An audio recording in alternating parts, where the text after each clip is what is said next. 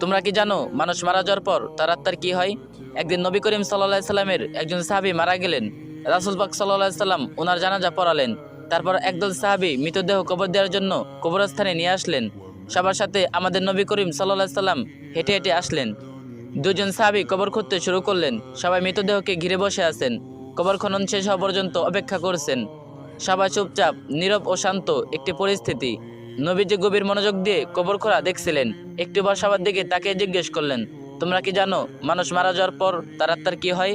সবাই খুব আগ্রহ নিয়ে নবীজিকে বললেন, ইয়া রাসূলুল্লাহ সাল্লাল্লাহু আলাইহি সাল্লাম, আমাদেরকে বলুন। নবীজি সাল্লাল্লাহু আলাইহি সাল্লাম একটু চুপ করে থাকলেন। সবাই ওনার কাছে এসে ঘিরে বসলেন। মৃত্যুর পর আত্মার কি হয় এই তথ্য তাদের জানা ছিল না। আজ সেটা নবীজির মুখে শুনবেন। কত বড় সৌভাগ্য! শোনার জন্য সবাই অধিক আগ্রহে নবীজির কাছে এসে বসলেন। তিনি একবার কবরের দিকে তাকিয়ে মাথাটা তুলে আকাশের দিকে তাকালেন। তারপর তিনি গল্পের মতো করে বলতে শুরু করলেন, শুনো, যখন মানুষ একেবারে মৃত্যুর শয্যায়, তখন সে মৃত্যুর ফেরেশতাকে দেখে ভয় পায়। কিন্তু যে বিশ্বাসী ও ভালো মানুষ, তাকে মৃত্যুর ফেরেশতা হাসি মুখে সালাম দেন, তাকে উভয় দেন এবং মাথার পাশে এসে ধীরে ও যত্ন করে বসেন। তারপর মৃতপ্রায় মানুষটির দিকে তাকিয়ে বলেন, হে পবিত্র আত্মা, তুমি তোমার পালনকর্তার ক্ষমা ও ভালোবাসা গ্রহণ করো এবং এই দেহ থেকে বের হয়ে আসো। মুমিনের আত্মা যখন বের হয়ে আসে, তখন সে কোনো ধরনের ব্যথা ও বেদনা অনুভব করে না। নবী আরও একটু ভালো করে উদাহরণ দিয়ে বললেন, মনে করো একটা পানির জগ কানায় কানায় পূর্ণ হয়ে যাওয়ার পর উপর থেকে এক ফোঁটা পানি যেমন নিঃশব্দে উপর থেকে নিচে নেমে আসে, ঠিক তেমনি নীরবে ও কষ্ট ছাড়াই আত্মাটির দেহ থেকে বের হয়ে আসে। সে সময় দুজন অন্য ফেরেশতা বেহেশত থেকে খুব সুগন্ধি মাখানো একটা নরম সুতার চাদর নিয়ে আসেন এবং তার আত্মাটিকে সে চাদরে আবৃত করে আকাশের দিকে নিয়ে যান।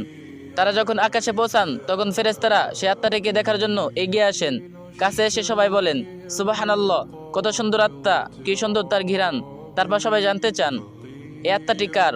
উত্তরে আত্মা বহনকারী ফেরেশতা বলেন, উনি হলেন ফুলান ইবনে ফুলান।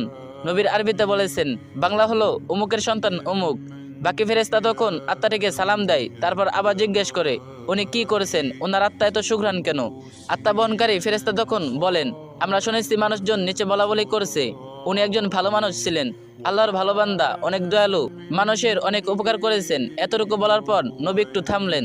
তারপর সবার দিকে ভালো করে দৃষ্টি দিয়ে ওনার কণ্ঠটা একটু বাড়িয়ে বললেন, এই কারণেই বলছি, সাবধান, তোমরা কিন্তু মানুষের সাথে কোনো খারাপ ব্যবহার করবে না। তুমি মারা যাওয়ার পর মানুষ তোমার সম্পর্কে যা যা বলবে, আত্মা বহনকারী ফেরেশতারাও আকাশে গিয়ে ঠিক একই কথা অন্যদেরকে বলবে।